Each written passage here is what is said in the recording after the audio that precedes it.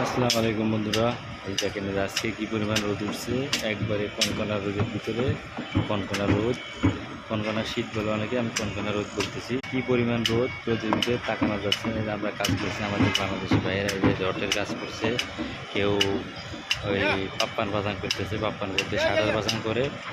আবার এই যে একজন আছে, এই যে দেখেন এই যে আমরা এই যে কাজ করতেছি কাজ, কী পরিমাণ রোদ দেখেন। এই যে ওই যে একটা আছে, ওই যে একটা বাপ্পা বেরি বেরি করতেছে। এই যে একটা ক্রেন, এই যে জানিয়ে ক্রেন।